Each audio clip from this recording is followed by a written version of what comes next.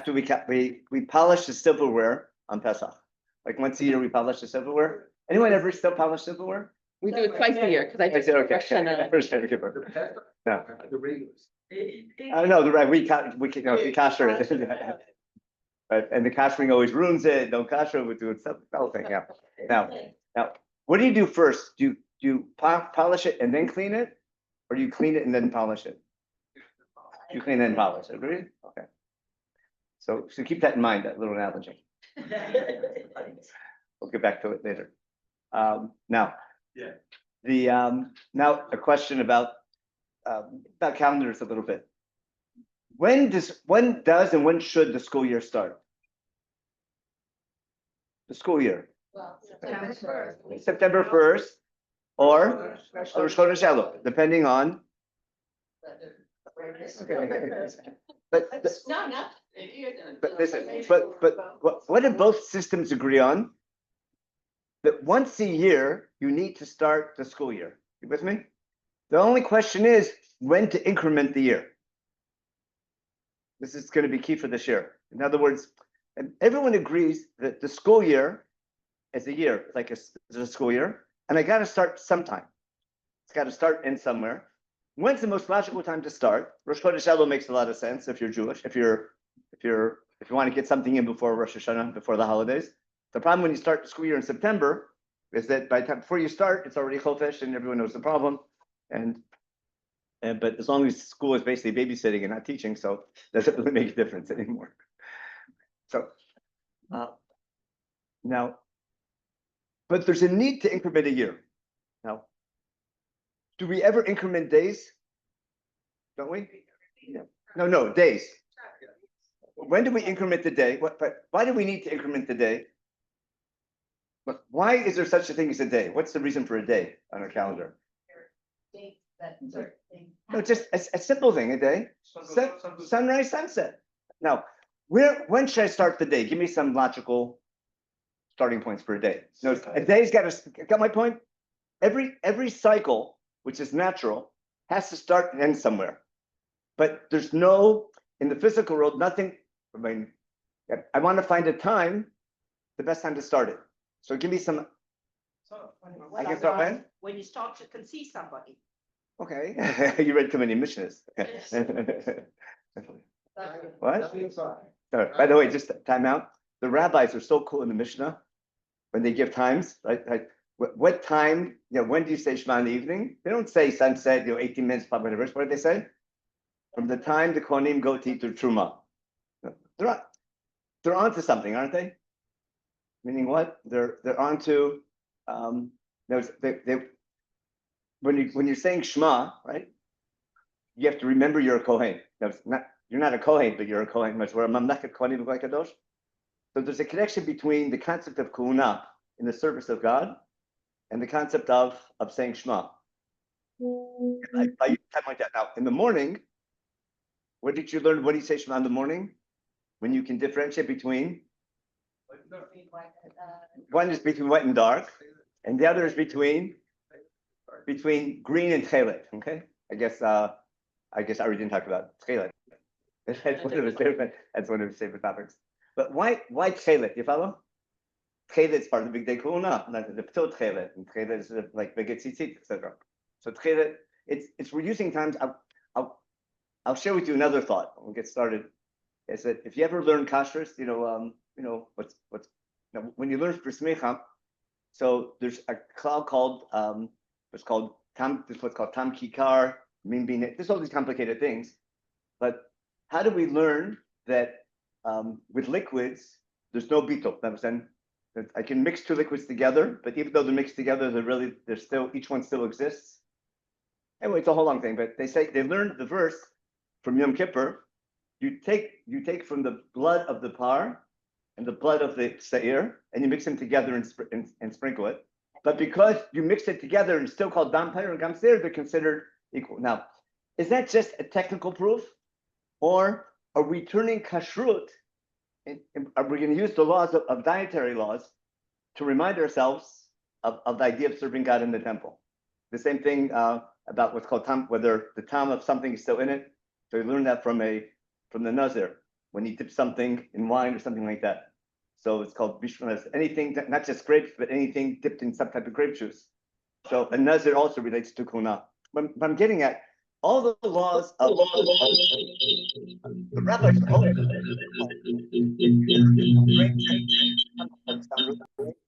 they're trying to bring something much deeper than just the technical law.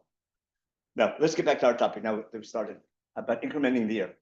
So we increment a day. I could do when you could say, oh, sunrise. Basically, I could say sunrise or as soon as it gets light. When else? Sunset makes sense. That both make perfect sense, don't they? Yeah. Any other opinion?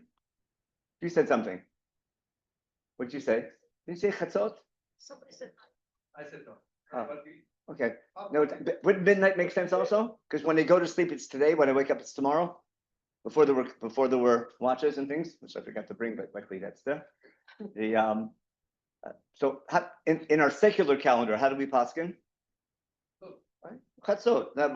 That's a very good pshara, even though logically it makes more sense to start either sunrise or sunset. Our Jewish calendar, what do we do? When sunset, the day's over. Now, what defines sunset?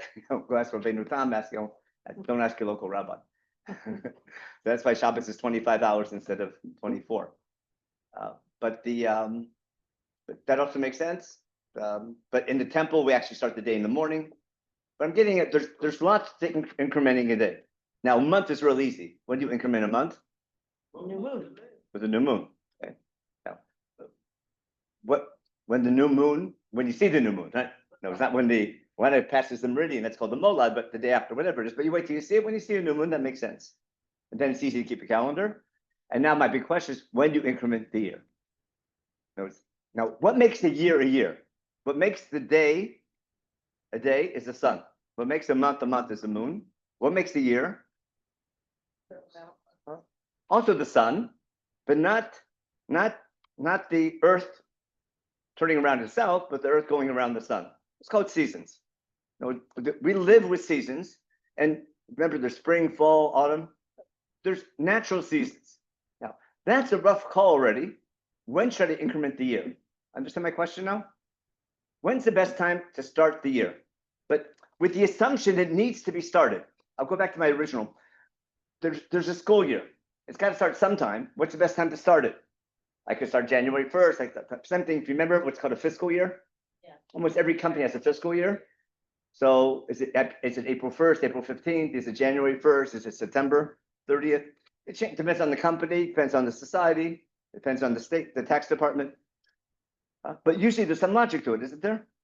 When to start a fiscal year. But every company, every business, whatever it is, has a once a year. There's a yearly cycle. Got that? And therefore, once you're living in a framework that where there's a yearly cycle, I need to increment the year. You with me? Now, I hope you get my analogy. Now the question is, what's the best time of year in our Jewish calendar to increment the year? You would think it's spring.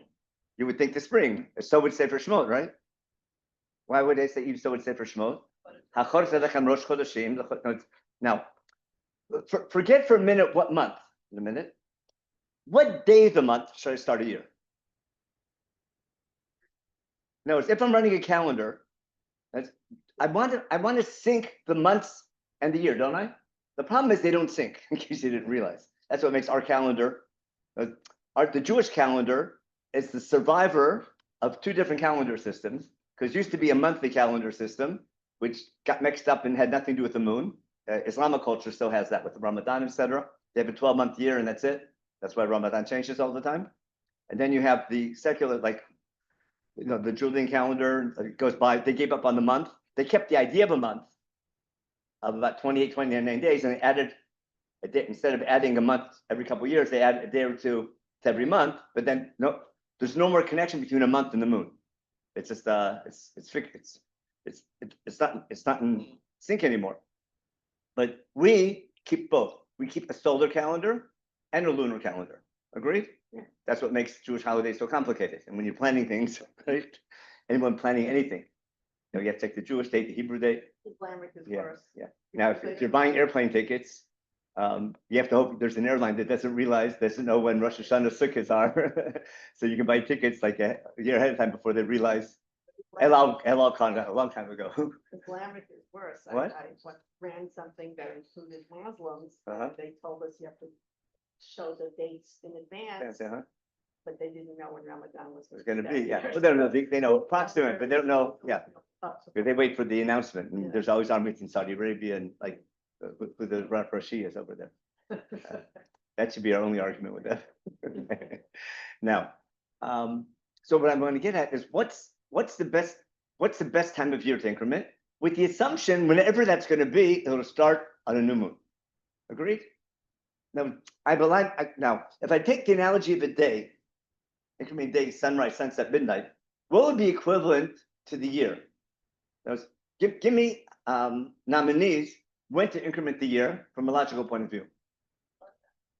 Sunrise would be like what? In a solar year. Put it that way. What are the key dates in a solar year that can be measured almost? What's called, there's the solstice and the equinox, right? Because if you're watching, anyone ever watch sunrise every morning where it comes up or where it sets, depending on when you're living, or in fact, people up in the mountain range in Yehuda used to look at the sunset every day, and then someone home at night.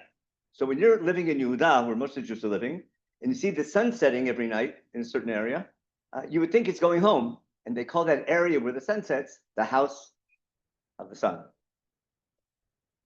Do you know that? That's where you're living. Do you know why Beit Shemesh is called Beit Shemesh? I thought it was an Avodah Zarah reason. What? Of course, Shemesh. That's why in day 4 it doesn't say the Shemesh in the Rech. It says Mor Gadol Mor Katan. Shemesh is a name. Is a later Yoreh Malkosher names of God, but we use them because we refer to them. There's a sun, but it's a son of God. That's not its own. We have a whole story about how God made the sun, and therefore we put a cycle. We put an artificial cycle of 7 days, and have a week. The whole concept of a week is to make sure we don't serve the sun. Now, the whole reason we make a 7-day week, and we play with the months a little bit, is to make sure they don't become gods. With all these powers of nature, we do something. We're living within nature, right? And we put something artificial on top of that to attach it to God and recognize that God's above nature. So we take the cycle of 7 days and we come up with a week. You follow? Now, a day is natural. A 7-day week, nothing happens in nature every 7 days. We make that up. That's a commemoration. What? It's a commemoration. Hashem created the world. I want to paint my commemoration, but let's say God created millions of years before creation. You're not commemorating what he did, you're commemorating how he told the story of why he created. That's something else already. That's how to understand creation already. That's why it doesn't make a difference when God created and when happened. No, it's all that's irrelevant. It's on every 7 days, whatever Am Yisrael decides, but the reason we keep Shabbat every 7 days is because God gave us the creation story. We're not keeping Shabbat because God created in 7 days. God gave us the Torah and the creation story so that we would keep Shabbat every 7 days. That's what you're saying in the Ten Commandments when you read it carefully, but that's a class and that solves all the problem with science and everything. It's not a. Why? But we say he, Yamin, Asasha, and the Shemayim and That's a key word in Chumash, the word key.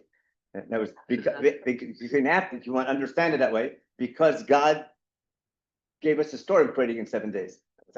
That we treat it like it happened, whether it happened or not. Understand? But that's already different. That's a different lecture about how to do that. Yeah, that's a different show. That's what's called. That's a machloket when you study. Are you studying what happened or what's written? Because when you study Torah, everyone agrees the Torah is from God. When you study the book that God gave us, right? Do you study what happened and learn your message from what happened, or do you study what's written? And the question, what do you focus on? Do you focus on the text? Do you focus on what happened? It's a big argument among all my friends and teachers and stuff like that. So, do you know Yoni Grossman? Yeah, he's a big fan of what's written, and Rav Menachem's effects of what happened. If it doesn't say what happened, he plays Sherlock Holmes to find out what happened. Now, he does a great job. He's a really good detective. Now, back to incrementing the year. So I could start in the spring, I could start in the fall with the equinoxes. I can start in the winter, the summer. So what do? We sort of start, for some reason, we start the months in the spring. But basically, when do we celebrate Rosh Hashanah? And what's the summer? In the 7th month. I need a month. Now, first thing I want to show you is that the new year is not a date, it's a month. Got my point? Now, I'm saying in our Jewish calendar, we're going to increment the year. We have to increment the year. Now, but in case I forget at the end of this year, let me explain to you, because you'll get lost in a minute. I want to explain to you why I use this analogy of when should the school year begin. Because I need to start the school year somewhere, but in theory, every year, what should you do? You should go up a grade. Understand my point? As opposed to, now, the school year's over, but I'm not repeating the same school year over. Every year, the individual, from the teacher's point of view, the same thing. I always say, I get older every year, and my students stay the same age. So I'm always in trouble. But they don't remember what I taught last year. They weren't there. But if I take the school analogy, as a Jew, we should also treat the new year, not just a new school year starting, but you should go up a grade every year as you grow in a thing. But that's muster for the end. But that'll help explain why we increment the year when we do. Okay, now, the first point I want to get across is the year needs to be incremented. And the incrementation of the year is not just a day, it's a whole month. And now to give a reason why that month. And why it could have been Rosh Chodesh Nisan as well. There's a lot of possibilities. Let me show you something, which is, I think, really interesting. Open up, if you have your Chumash, right? Open up Sefer Shmot. Okay, we had all that Mishkan stuff. And the very end of Parshat Tetzaveh. It's Perek Lamed Aleph Pasuk Yud, but it's easier to find if you're Chumash. Look at the end of Parshat Tetzaveh. Perek Lamed. Now, as long as you're in Perek Lamed, look at the end of Perek Chavtet, which is right next to it. We go in, thanks to Gematria. Now, it's Chavtet right before Lamed. Chavtet is the end of the main vessels of the Mishkan. It talks in Pasuk Lamed Chet, it begins the Korban Tamid every day. See the connection to time? In Perek Chavtet, Pasuk Lamed Chet. You bring on the Mizbeach, Tamid in the morning, Tamid in the evening, famous stuff. And then in Pasuk Mem Gimel, what's it tell you? Mem Bet Mem Gimel. Olat Tamid L'Dorotechem Petach HaMoed. And then in Lamed Gimel we have a beautiful summary. What's the Pasuk say? Tikidashti et. What are the three things? Et Oel Moed, Bet HaMizbeach, Bet Aron B'Nav Hakesh L'Chayin Li. I'm going to sort of sanctify whatever or set aside to serve me. The whole tent of meeting, that's the tent and the vessels inside. That's Truma Tetzah, that's Parshat Truma in the beginning. And the Mizbech HaChitzon, we'll see why in a minute, what the altar is. And Aaron and his sons, it's a summary of all Truma Tetzah. Got it? And now look at how the beautiful next line. What's Mendalit say? V'shachanti b'toch b'nei Yisrael, v'yitidam Elohim. What's that closing up? From the beginning of Parshat Truma? Remember, ba'asu le'mikdash v'shachanti b'tocham? There's a beautiful unit of the Mishkan, which begins with ba'asu le'mikdash v'shachanti. We get all the kelim, all the vessels, all the structure, all the workers, the whole unit, everything. And then we finish with v'shachanti b'toch b'nei Yisrael. And then what do we need to know? What's Pasuk Mem Daled now, or Mem Hey? V'yadu ki ani Hashem amotzi etchem me'eretz Mitzrayim v'shochli b'tocham. The whole reason I took you out of Egypt is for my Shekhinah to be among you. These psukim will be key for understanding Yom Kippur. And Rosh Hashanah we'll see. We'll see why in a minute. But that closes the Mishkan unit. And for some reason, when it's all over, I have an add-on, Perek Lamed. What's it say there? Vasita Mizbech Miktar Torah. Mizbech usually has meat. Usually a zebach is usually killing an animal, cooking an animal. Now I have a altar just for incense.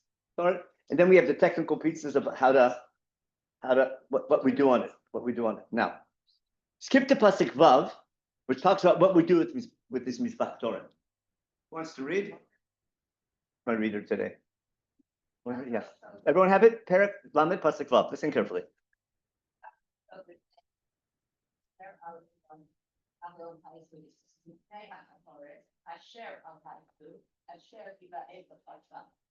Okay. So the Mizbach Torah, where is it located? In the middle of the axis between the Mizbech HaChitzon, the outside altar, and the Kodesh Kodashim. You follow? What the Kodesh Kodashim is going to represent where God is, where God comes down to meet us. The Mizbech HaChitzon is where we bring daily Korban. And right in the middle, on that axis, is going to be sort of a buffer between them. And where do we place the Mizbach Torah that's going to make an Adan? Right in between what represents the Jewish people and Hashem. And this whole thing is called a tent of meeting in Hebrew. Oh Moed. You with me? And in the middle, between, we're coming to meet God, but for some reason, now that once the Shekhinah comes, I'm trying to explain why Perek Lamed is after the whole unit's over. After V'shachanti b'toch b'nei Yisrael, now the Shekhinah is there, I need a buffer. With me? And therefore, the purpose of Mizbach Torah is to form the buffer between them, from the place where you are and where I am. Now, look at the next slide, which is amazing. You have it? Pasuk Stein.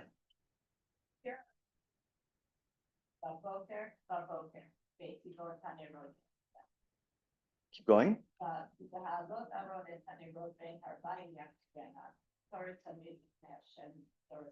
We call this linkage, or in Hebrew, zikah. What's a linkage? It doesn't say once a day you bring Ktoret. What's it say? You bring Ktoret when you light the menorah.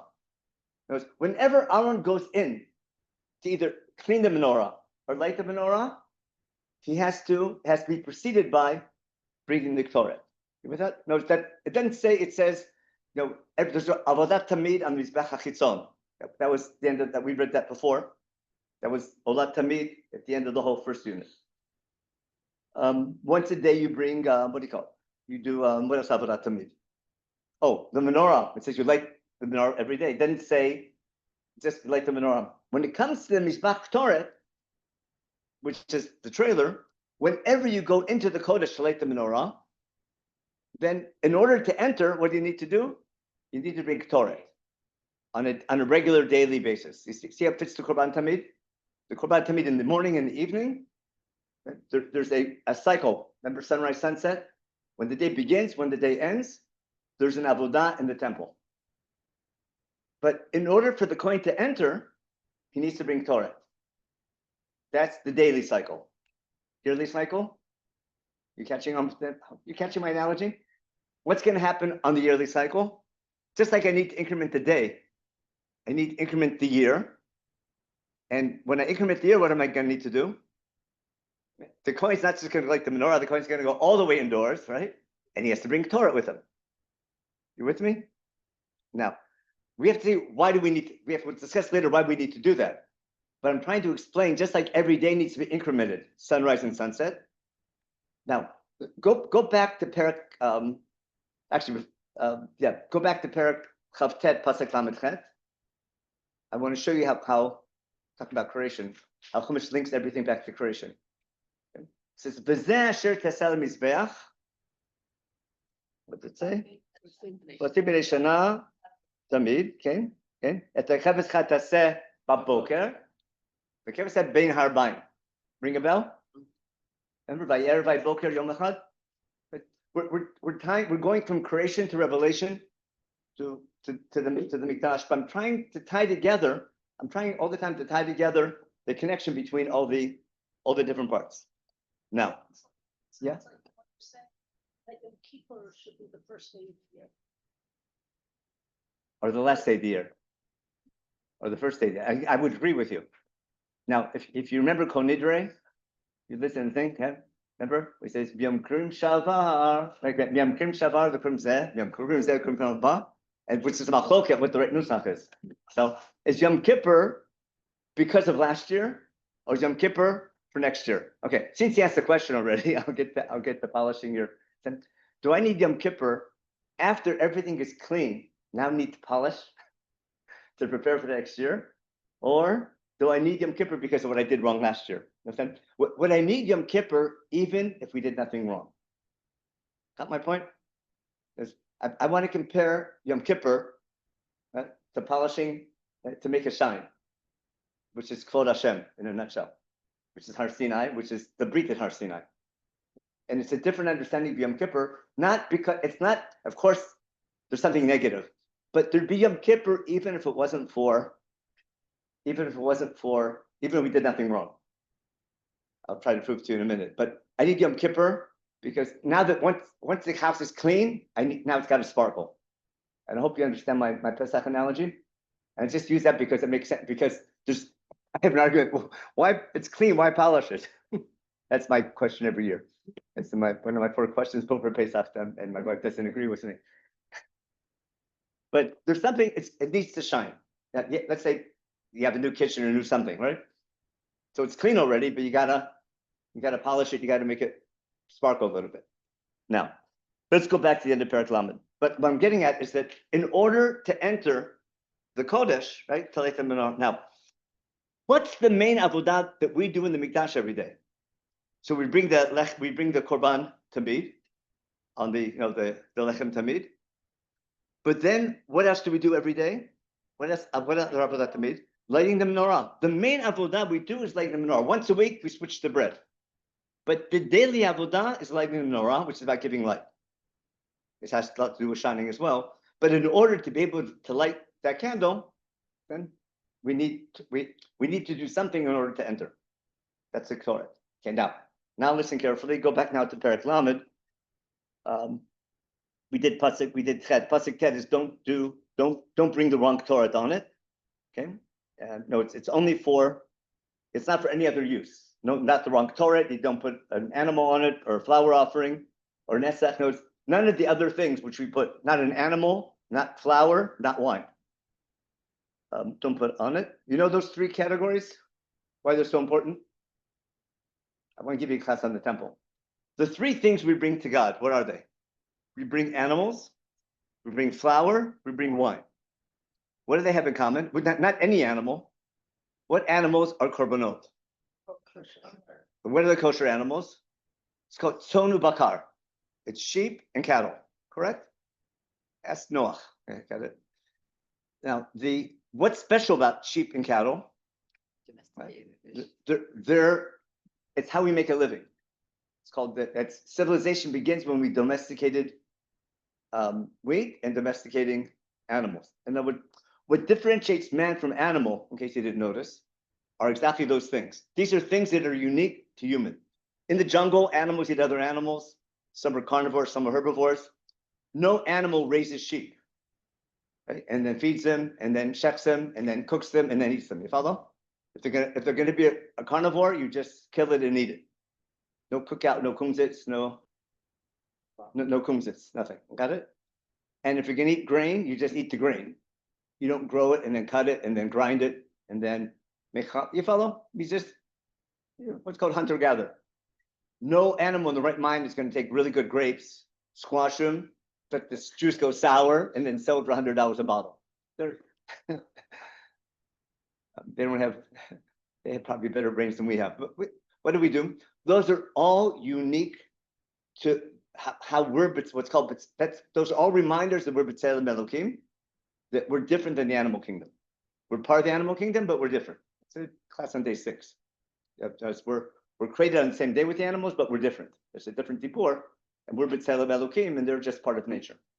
Now, what do we do to remind ourselves that we're B'Tselem Elokim? What do we do? In the temple, we do something special with our domesticated animals. It's called the Korban Tamid, which is the keves. Come holidays, we take, have a whole shmorg with all different kinds of animals. We always bring a mincha, remember, the flour offering, and we always pour wine. Remember, that's reflecting our home. You're coming, the Mikdash is a mini home. You're coming to Mikdash and you're doing something symbolic to remind you how to live your day-to-day life when you come home. But all those things that we do in the Mikdash are going to be reminders of our day-to-day life and what's special about being human as opposed to being an animal. And then not just to recognize that you're B'Tselem Elokim, and not just to thank God for that, but to thank God for your creativity and remember to use it to do good, which is the theme of Bereshit. Yeah. Where are birds in all this? Where are birds? In day 5. How about fish? Okay. Birds, that's a good question. Where the birds come in, the oaf and the thing. Pretty much they're there for, what do you call it? For financial considerations to make it affordable. But I don't think there's tons of symbolism in the animals and which animals and which ones they are. Every korban has a story behind it. Like the Ayol Ola with the Akedah, and the Sir L'Chatab with Yosef and his brothers, and the 7 Kvasim with Avraham and Abimelech, and the Parim from there's stories behind all the different korbanot. They explain it. Reach Nichoach is the story of the flood. God smells Reach Nichoach. But in my opinion, you're starting a religion, you need korbanot. You follow? You can't have a religion without ritual. And back then, you serve gods. The stories in Chumash give meaning to our rituals. It's not that God doesn't need to be fed, but you have to have korbanot. Now I need to make them meaningful and make them transformative to shape our behavior. And in light of that, I read Sefer Bereshit. The stories in Bereshit are give meaning to the korbanot later on, but that's a class on the flood and everything. Now back to Oil is also, oil comes in the carbon. Yeah, even the oil we put with it is also processed. They're all processed foods. They're all a chap. They're all they all reflect human creativity, which is Art Tselem Elokim. But God uses creativity to make something new every day. He evaluated. Remember, God plans, acts, and evaluates and reflects. They call that par. Remember, God plans. He says he's going to do something. He does it. He acts, and then he evaluates, and then he reflects. Remember who Amar V'yamod? No, it's God in every day of creation thinks about doing something. He does it, and then he reflects and makes sure it's good. And we're B'Tselem Elokim, and we do the same thing. Not every day of our life. Once a week, we take a break to reflect, which is worth a story about creation, isn't it? If that's the essence of life, whether I don't care how many millions of years it took God to do it. But when I study the story, that's what I get out of the story. It's not how God created and how long ago it was. That's a technical thing. It's about what's the essence of being human and what's our job as God's people. Because we have to be God's model nation of using our creativity, but doing it for good. Now we finally get to our incrementing the year. Listen carefully. We just had this Bachtoret, which is key in our relationship with God, is a buffer. Now, Pasuk Yod, have it? V'chiper Aaron al karnotav achat b'shana, midam chatat kippurim, achat shana yichaper alav l'torotechem, kodesh koshim hu l'Hashem. What's this need? Once a year, what do you need? Kapara. We need to increment, the temple needs to be renewed once a year. You with me? Does it say what day? It doesn't mention Yom Kippur. You know why I can't mention Yom Kippur? Because now Yom Kippur, the need for Yom Kippur is there. The question is on what's the best date to do it. But let me get to my second conclusion. What I want to get at, there would have been a need to increment the year. There's a lot of possibilities. After the story of Chet HaEgel, right, and the story of the second Luchot, etc., then the best day to increment the year would be on the 10th of Tishrei. You with me? Because it's Yom Kippur. Everything I just said is the pasuk. We'll see in a minute. Now, the best day to do it will be on Yom Kippur. And if that's the best day to increment the year, so let's start the year on the Rosh Chodesh of that month, of that date. Now, first I have the anniversary. I need to pick a good day. I need a fitting day. Remember my Choket, you do it September 1st or on Rosh Chodesh Elul, maybe. So I need a significant day in our relationship with God to commit our year of the service of God. And then once Yom Kippur is the best day to do this kapara, this yearly kapara, then let's go back and and the first day of that month will be the Rosh Hashanah. And there'll be some more reasons as well, but it's going to be a win-win. Now, you got my point of the Mishpach Torah, and that ends the whole Mikdash unit, because then there's another dibur about some add-ons, okay, about counting the people. No, there's more diburs that's already peripherals of the temple. Now, If you remember the Seder Avodah that we're going to read on Yom Kippur, Parshat Achrimot, remember that? There's Seder Avodah. Does it say in the very beginning, you do this on Yom Kippur? How's Achrimot begin? When Achrimot begins, but remember, take a look, Perek Tet Zayin. Open Vayikra Tet Zayin. This has actually page numbers, that's good. That beats the Torah Tanakh. Page 290, 289.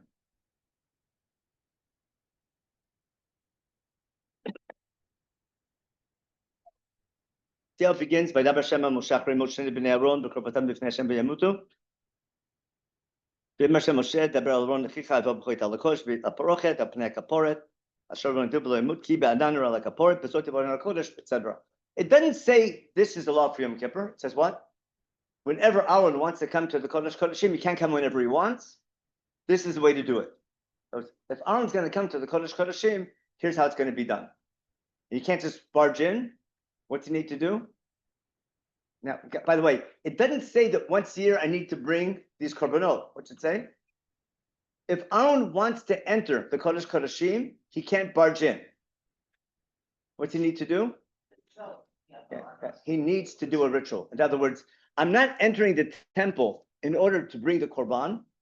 I'm bringing the korban in order to enter. You understand the difference? It's fundamental. It's not that the temple needs the blood of a goat and the blood of a cow once a year, and he has to go in, like Aaron has to go and light the menorah, that's for sure.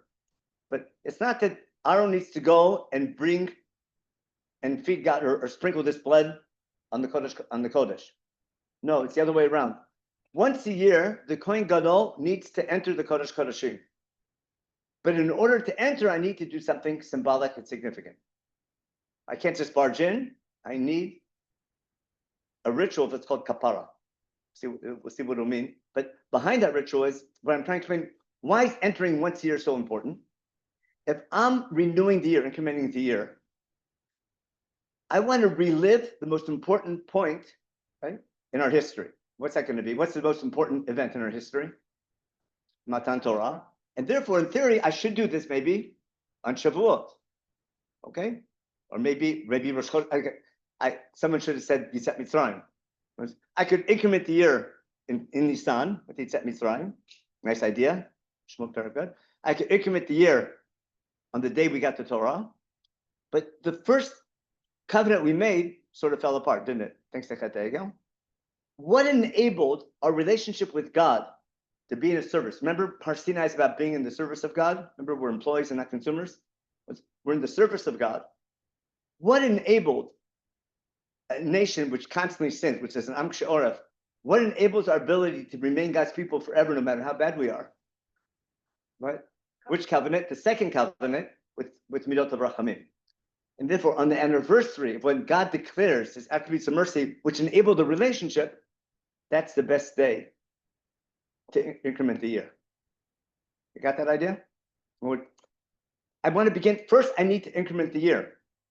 But after the events of Chet Egel, the best day to increment the year is going to be on Yom Kippur. Because that's the date that God declared. Now, you know how we got that date? That was this year, I think 3 years ago, because I saw the source sheet when we said we did the 40 days from, it's 3 sets of 40 days. So you go from the 6th or 7th of Sivan, 3 sets of 40 days. Then the first set is going to be Shifas of Tammuz, then Rosh Chodesh Elul, and he comes down on the 10th of Tishrei. Yeah. Louder? Why do we need to increment the year?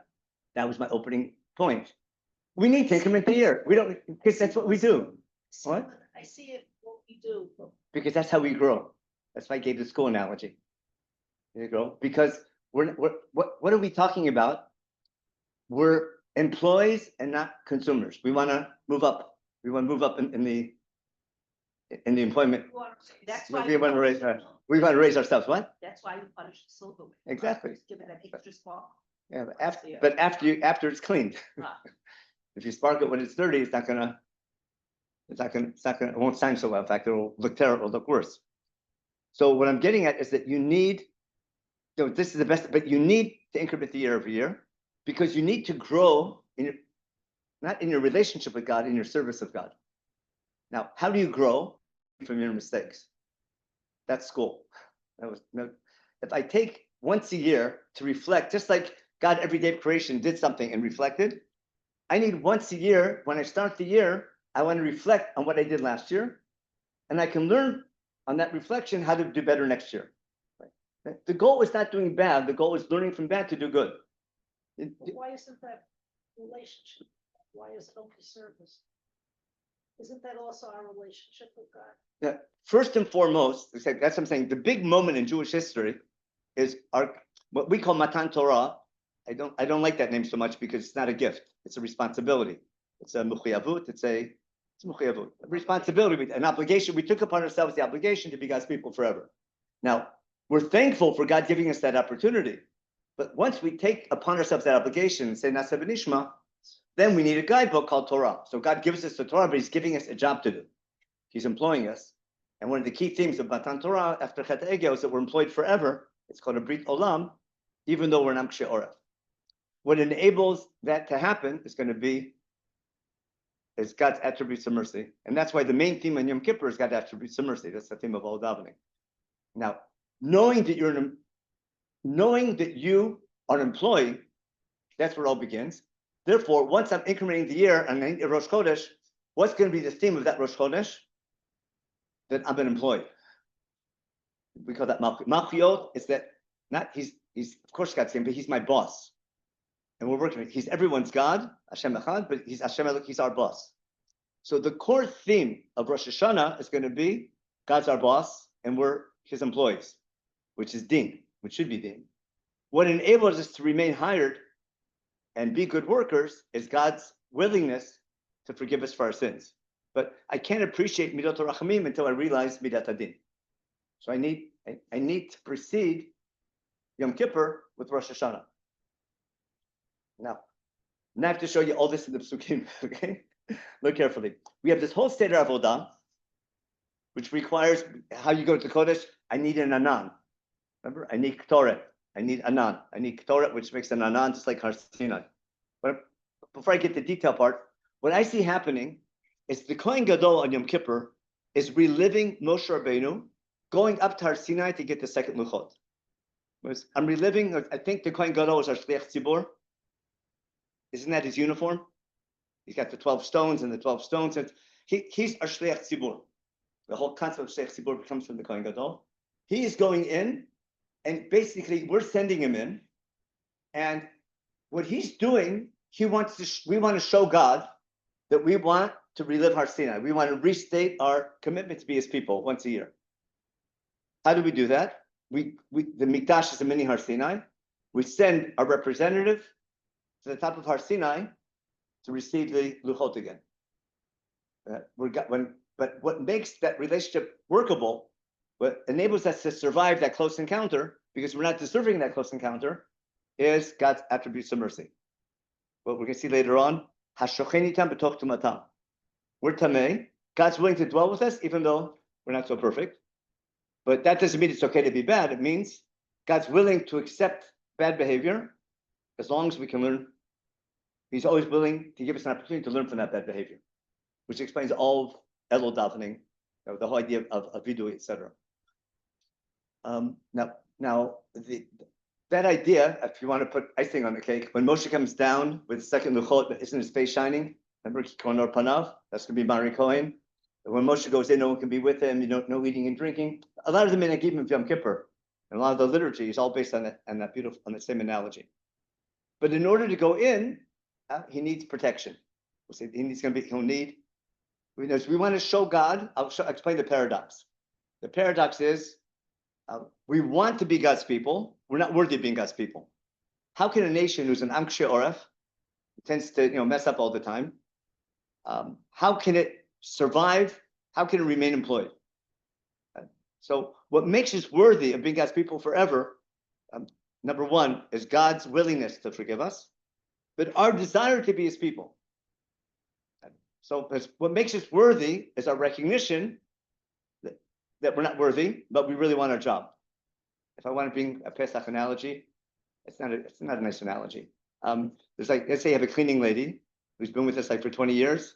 She never gets the job done. You have to, dust afterwards, but you can't fire her because she loves her job and the family so much. You just can't You can't get rid of her. But you have to, it's just, you follow? I hope that's a good analogy. So that's pretty much how we are with God. But that's Yirmiyahu, that's Chesed, that's what's called a Brit Olam, and the idea that no matter how bad we are, how long we're in exile, which is this week's parsha again in Parshat Teshuvah, and afterwards, V'shavtem el Hashem Elokecha, after the bracha and chala, as we can hit rock bottom. There's always room for return. Question how rock bottom we have to get to before we recognize it's time to do tshuva. But knowing that there's always a chance of recovery is the key to tshuva, because once you think it's over and the breath is gone, then there's nothing to work for anymore. But knowing that we're always God's people and there's always room for recovery, what enables that is God's midot of rachamim. Yeah.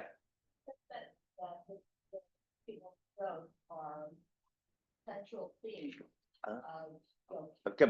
We don't mention them on Rosh Hashanah. We sneak him in when we take out the Torah. That's a big machloket. Yeah. You always consider the Seder Avodah as the central part. That's just the central part of the liturgy, but the Rachamim are the essence. So I'll show you. I think your answer will be in the next couple lines. Let's listen carefully, because I'm saying the Seder Avodah is the yearly cleansing of the temple that could be any day of the year. Because the temple needs a yearly cleaning or yearly polishing, okay? See? Now, but the best day to do it would be on Yom Kippur. You with me? So I'll show you why, because the first time we do it is going to be Rosh Chodesh Nisan. Because when we put the Mishkan together, the first yearly cleansing, the first cleansing ceremony will be Yom HaShmini, which you can work out as Rosh Chodesh Nisan.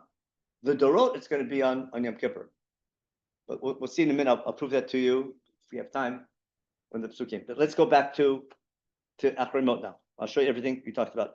We have the whole ritual. We take, the Kohen has to bring his par and do vidui on his par, and then the people bring their seir and we do vidui on the seir. Then we mix the blood and all that, and we sprinkle here and there without getting to all the details. Just skip all the way to Pasuk Tet Zayin. On page 290, we have a little summary. See this? It didn't mention any dates yet. Remember we talked about those three parts of the temple, the Oim Moed, the Mizbeach, and the Am, and the thing. V'chiper ala kodesh, mitumot b'nei Yisrael b'shem b'chol chatotam, v'chein yaseh l'Oim Moed, hashochem itam b'toch tumatam. Got that idea? God's willing. Remember, Basur l'mikdash v'shachanti b'toch b'nei Yisrael. I need a symbol that we're God's people. Therefore, our clubhouse will be the mikdash, and God's willing to dwell in this Ohel Moed together with us, even though we're tamei. What enables that? We have to do tahara, because we have to cleanse ourselves and do tshuva, and God is willing to forgive us. Now, b'chol dam le'eh b'Ohel Moed. Okay, so no one goes with him, just like Moshe Rabbeinu on Har Sinai. He says kapar for the whole nation. Then we do some more detailed, we do on the Ohel Moed, sprinkling the blood. We finish the whole ceremony, and then we have what we do with the different parts of the animal, what we burn, what we don't burn, and then Pasach Havtet. We finish the whole ceremony, and then by the way. This is something that's set now in our calendar. Remember all the holidays is Chukat Olam L'Dorotechem, B'Chomosh V'Techem, B'Chodesh Hashvi'i, B'Sor LaChodesh, Ta'anu et Nafshotechem, B'Chol Melacha Lo Tasu, Hezrat V'Ger Gor B'Tochechem. Once a year we have to do this. When? On the 10th. Why? Now, remember the key word is key? Ki v'yom hazeh yechaper lechem l'teretchem mikol chatotechem lifnei Hashem titaru.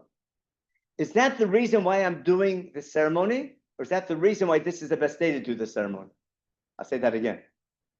See the key? Now, am I coming to explain why I need to do the ceremony? I'm coming to why this is the best day to do the ceremony. Now, whenever the Kohen Gadol goes in, he has to do this. But why, on a yearly basis, why am I going to increment my year? My year of Am Yisrael reminding themselves we're in the service of God. What am I going to do on this day? Because this is a day that what? Because it's Yom Kippur. And what happened to Yom Kippur? Yom Kippur is the best day to forgot to accept Hashocheni Tam B'Tov Tumatam, because that's the day he declared his Midot of Rachamim. Ki Yom Sechaper Lechem Eter Etchem B'Fnei Hashem Titaru. Shabbaton Hi Lachem V'Nitet Nafshotechem Chukas Olam, and then V'Chiper Akohen Hashem Shapta Me'Letu Lachem Lashu, etc. Then Pasuk Lamed Gimel. Listen to the summary. V'Chiper Mikdash HaKodesh V'Tol Moed V'Mizbech Echaper V'Al Konim V'Al Kal Yichaper.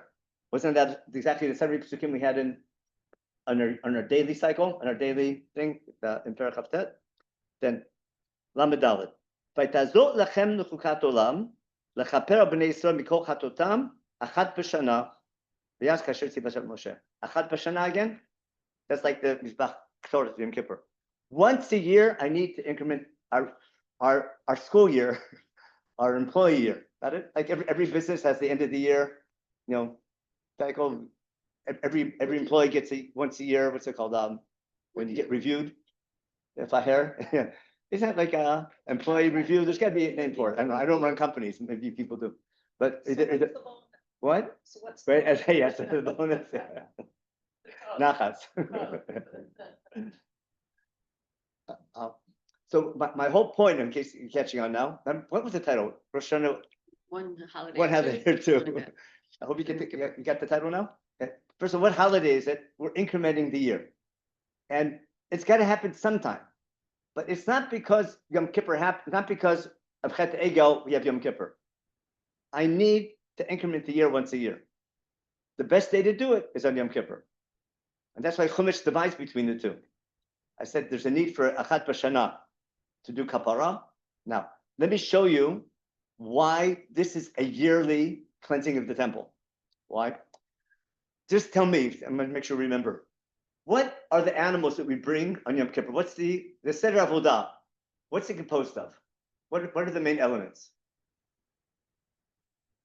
Yeah? Say, what were the two? You explain what you meant by the two sides. You were saying good. What? No, the Kohen Gadol, the Kohen has to bring Chatat Olah. Listen, I didn't say Chatat and Olah, I said Chatat Olah. Yeah, I'll explain what I mean. There's what's called Korbanot Machshirim. I'll give you an example. You know the laws of Yoledet, right? Yoledet brings Chatat Olah, doesn't she? Why? She did nothing wrong. If you don't follow the Midrash. But what? She needs time out in a relationship with God. There's more important things. Take care of the baby, take care of yourself. Wait a couple weeks, a couple months or two. You follow? When you're ready to come back to normal day-to-day routine, I need to do something symbolic of renewal, back to a normal relationship. The Kohanim need to do, you'll see in a minute. When they built the Mishkan the first time, there's what's called the 7 days of Miluim. What are we going to bring to make the Kohanim? What do they need to do? They bring a Chatat Olah. It's called, and it's kapara. We have the word kapara there. The kapara, the Mizbech needs kapara. The Kohanim need kapara. They did nothing wrong. They need to be polished. Got my point? I'll show you in a minute. Yeah.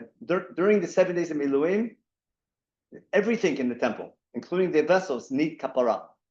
That's called the Mashicha and kapara and sprinkling the blood. There's a whole ritual that's getting it started. No one did anything wrong yet. Now, so that's going to be, so whenever there's a Chatat Olah, you're sort of renewing, either starting or renewing a relationship. So that's what we introduce. Now, Aaron has to bring a Chatat Olah for himself and for his tribe. Bnei Yisrael need to bring a Chatat Olah, but they bring different animals. Why?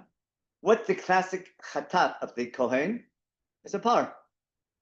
You're learning Horiot. That's called par. There's a whole, the second Horiot was about that. You bring a par. Am Yisrael, their Chatat is always a Seir. You familiar with that? Every time there's a Korban Musaf, series Mechad Chatat. You all remember why Am Yisrael, whenever they bring a Chatat offering, it's always a Serizim. You better know why. Yosef and his brothers. It's not. We're not doing kapara for what they did wrong. Chumash told us what they did wrong because we tend to do that all the time. To remember that we shouldn't do that. It's for our to remember not to follow the same mistake, not to play the Sinat Chinam game. Remember, the brothers have all good reasons for hating the brother. There's lots of good reasons. Remember, from the wrong mother, he's got bad yichus. the way he behaves, he tells Lashon Hara, he listens to the wrong TV station. No, he brings, and of course we have to kick him out of the family. There's always reasons for Sinat Chinam. I need to remember that. And therefore the Sir of Am Yisrael, the Chatat of Am Yisrael is a series of Chatat. Every Rosh Chodesh and every holiday, we bring it on the outside Mizbeach. On Yom Kippur, we have a Sir on the inside. Got it? Because we're going once a year, we go one level higher. Then I don't know, it always brings a par. That has to do with it might be because of Chet Ego, maybe not. That's not because that was an ego, it was a baby par. It's a different question why the par. Now, I think it goes back to Har Sinai. At Har Sinai, we sprinkled par, Tam Parim, and we said that's Seven Ishva. Now, so we do, that's the ritual of Yom Kippur. Got it? Achat Olah of Aaron, Chatat Olah of Am Yisrael. And that's going to be, that's Yom Kippur Avodah, isn't it? And they sprinkled blood here and there. We had the exact same thing, and there's no other day like that. But there's one precedent, and that's Yom HaShmini. Look at Yom HaShmini. Just so happens to be, what happened on Yom HaShmini? What tragedy happened on Yom HaShmini? There was a tragedy in the temple on Yom HaShmini for you. And when was Parsha Acharei Mot given? In other words, Yom HaShmini and Yom Kippur, they go together. Yeah, but that Yom Kippur. That should be obvious now. Why they're separated by 2 weeks, that's has to do with how Vayikra is written. But go to Perek Tet in Vayikra, just the first couple lines, it's all right there.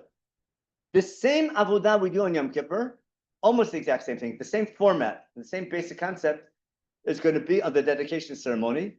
And I want to show you the polishing here of the Mikdash. Vayib Yom HaShmini, Kra Moshe Aaron v'Nadav Yisrael. V'yomer el Aaron, Kach lecha egya bebakar lechatat, v'al lo la tmimim v'akrev lifnei Hashem. What do we bring? He brings an egel and an aisle. Now, on Yom Kippur, he brings par lechatat and aisle olah. The only difference between an egel and a par is the age. Now, why an egel? Probably to show that God, follow Rashi, that not to atone for chet egel, to show that God atoned him for chet egel. Understand the difference?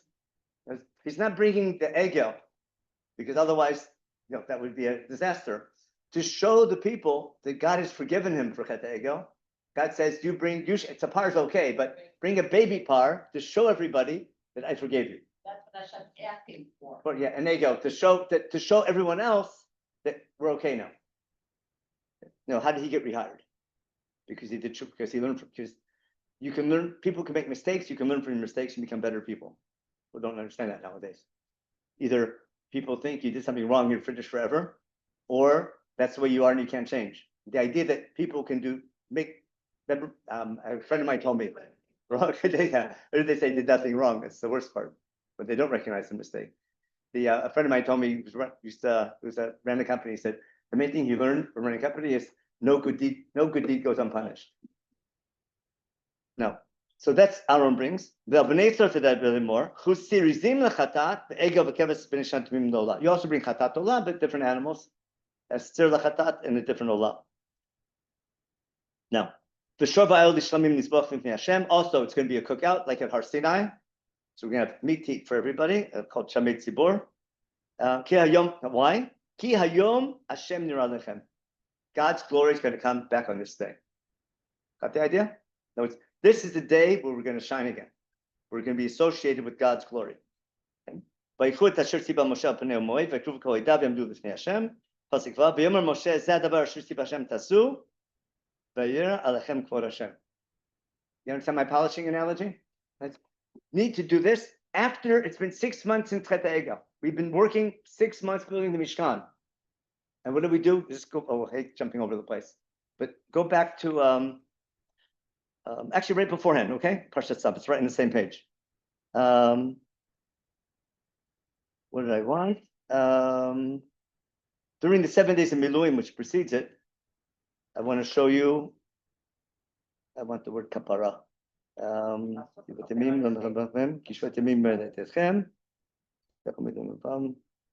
says in the beginning. But Ramadalish? That's it. Okay. Kasher asa b'yom hazeh to pasay. V'pilachem beidot totu shivat yamim ad yom lot me'meruchem. Shivat yamim. That's the 7-day training before we become functional. Kasher asa b'yom hazeh tziva Hashem lasot lechaper alechem. knows I need the 7 days because you're the workers. You need your kapara, and every day they bring a chatat olah. It says that the par chatat tesadayom, and they need mashicha every day. So now that the kohanim are ready, now the mikdash is ready, and Yom HaShmini we become functional. On this day, God's glory can dwell upon you because you've prepared yourself. So therefore, how do we prepare ourselves every year? The key event, at the last 2 minutes, I want to show you how this is all in Parshat Emor, the idea of the 7th month. What's this idea? The whole new year is a new month. There's a month of the new year. What we need to do is to show you that once a year, what do we need to do? The Jewish people need to increment their year as employees. I call it the Beit Sefer. Yeah, Beit Sefer being God's people. I need to increment the year because that's what we do. I can increment the day, increment the year. It can be any day of the year. The best time of the year to do it now is going to be, the most significant day is the day that God declared His Minat Rachamim, which enabled this eternal relationship with His people.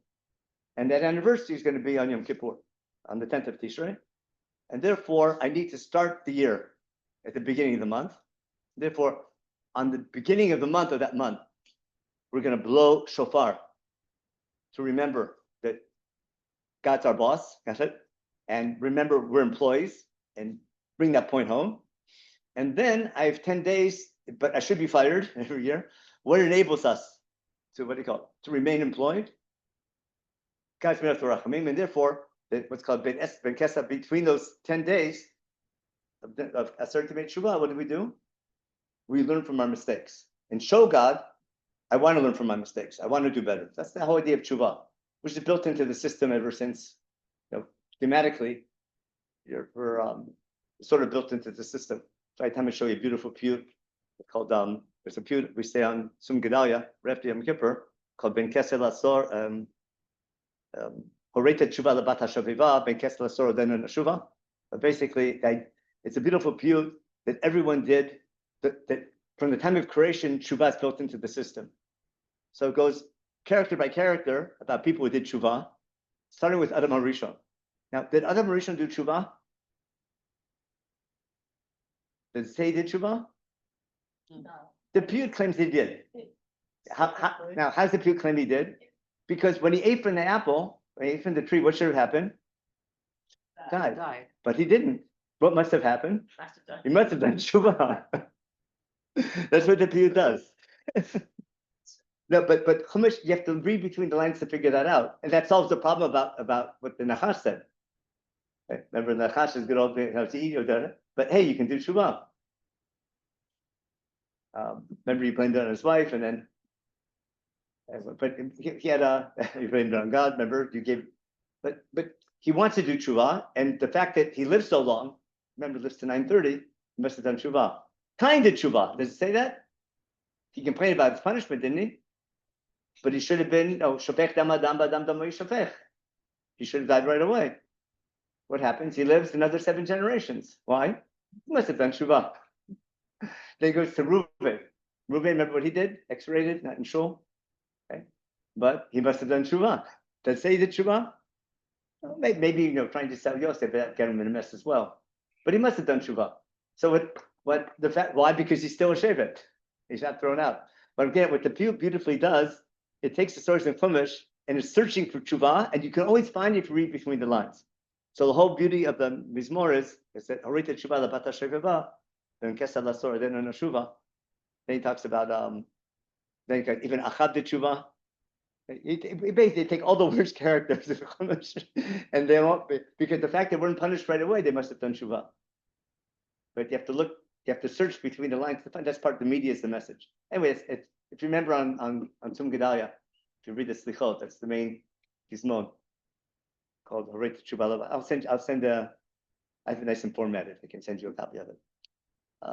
Time's about up. I was going to show you one last thing. Show one last proof of once a year. Oh, we did the Yom Kippur analogy, and therefore the Yom Kippur korbanot are basically Yom HaShmini. Oh, I was going to tell you on Yom HaShmini, there's also korban shlamim. I can't have that on Yom Kippur. Why not? Can't eat it. So when do we bring that shlamim once a year? That's going to be Shavuot. the only time, if you remember Ezel Mukamman in the morning, because remember Zivchei Shami Tzibur? The Tzibur never brings a shlamim. A yachid can bring a shlamim, an individual. The Tzibur, there's only one time a year that the Tzibur brings a korban shlamim, like we did at Har Sinai, and that's on Shavuot. So we sort of keep, we're renewing on Shavuot, we're going to renew the first Luchot, and on Yom Kippur, the second Luchot. But our school year, which hope you follow the school year analogy. Remember, like beginning of the school year, you got a new notebook, like you messed up so much like this, I'm going to do it right this year. The first week you actually do your homework and you get everything right. You got a new notebook and everything nice and clean, a new kamar, the whole thing, and then whammo. But I think I just such a nice analogy that the school year actually beginning this time of year. And the idea that the kapara, remember, I did that share on kapara. Kapara is protection from punishment. That for sure it is. It's not, the Kohen Gadol goes to the mikvah before he does the kapara, doesn't he? You put on, I'm saying that's why I'm using the idea of polishing and shining, because the goal, it's not just that we're God's employees. If we do a good job, Kvod Hashem, God can shine, which is the theme of making a name for God. Even in the side of the Bayom HaShmini. Yeah. Yeah.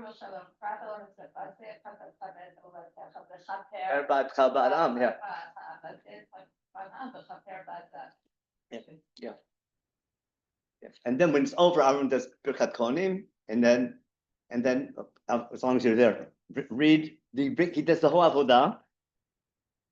This is in Fiddler on the Roof. Remember Fiddler on the Roof when they bring out the sewing machine? Yeah. And they ask the rabbi to bless the sewing machine? Anyone remember what blessing he gives in the Hebrew version?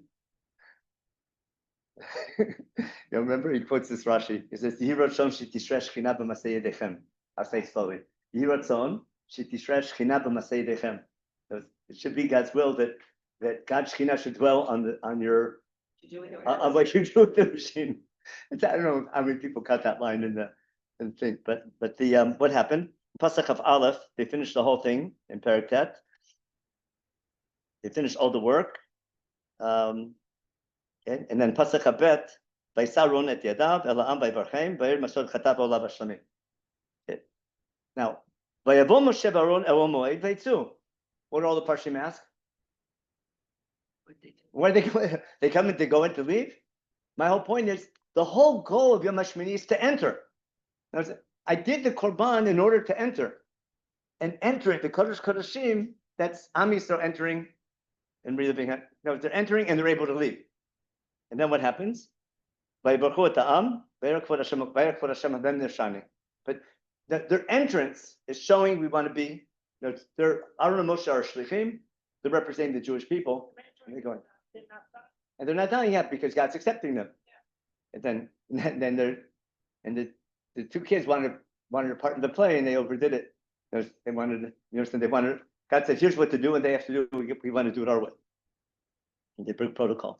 But the idea of Kvod Hashem and Har Sinai goes hand in hand. I hope you remember that. Kvod Hashem Alei Mishkan, and Kvod Hashem is on Har Sinai. And that's if we're God's employees and we do a good job, we can shine, God can shine, because it becomes this idea of being a light to other nations. It's about Kena Kabalecha. God's glory, the Kvod Hashem Nira Lechem. That's a goal. But to make sure it works, we can learn from our mistakes. It's our eternal goal. It's our destiny. If we live up, we can always live up to it. How we live up to it. And that key, so I'm saying once you got the employee model, as opposed to the consumer model, it gives a whole different taste of Rosh Hashanah Yom Kippur. As opposed to Rosh Hashanah Yom Kippur, let's get through this 10 days and I can go on autopilot the rest of the year. That's it's wonderful for little kids, to make a big deal about it. But the idea of growing, of using this time to learn from your mistakes and learn from the good things you did as well and reflect on your year and understanding it's all about once a year remembering the essence of Judaism is we're employees. Now you can argue what enables us to daven in the same shul even though we hate each other, because hopefully we realize we have the same goal of being servants of God. We can argue how to get the job done. That's called hashkafa. There's modern clothes, it's charedia. There's all different hashkafot of how to get the job done, but the umbrella that unites us is the understanding we're employees. So because we're all employees, it's an employee conference, we're all together. Because we're all employees, we can have discussions and seminars during our thing about what's the best way to get the job done, what technology we should use, how to get it done. That's a legitimate argument as long as it's done maturely. So, what enables us to daven together is recognizing our ultimate goal. What causes our arguments is we're so into getting the job done that we argue how to get the job done, which is a healthy argument as long as it's done maturely.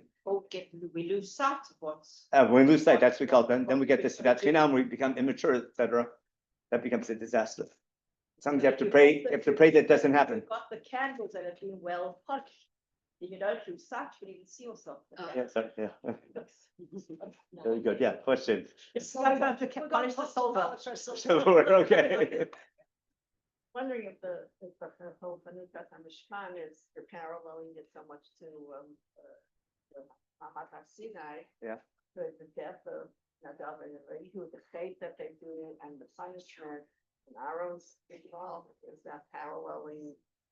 It's sort of, it's the same, that's why by Yom Aaron, for my Kadesh, it's like, yeah, because what happened? I came up with my own idea, I thought I was doing a good idea, but I didn't follow protocol. My kids doing the same thing. That's if you know, by that's the classic by Yom Aaron. Oh, my kids, no, you thought your kids would be better than you, oh, my kids are doing the same thing I did, and therefore it's my fault. Thank you so much.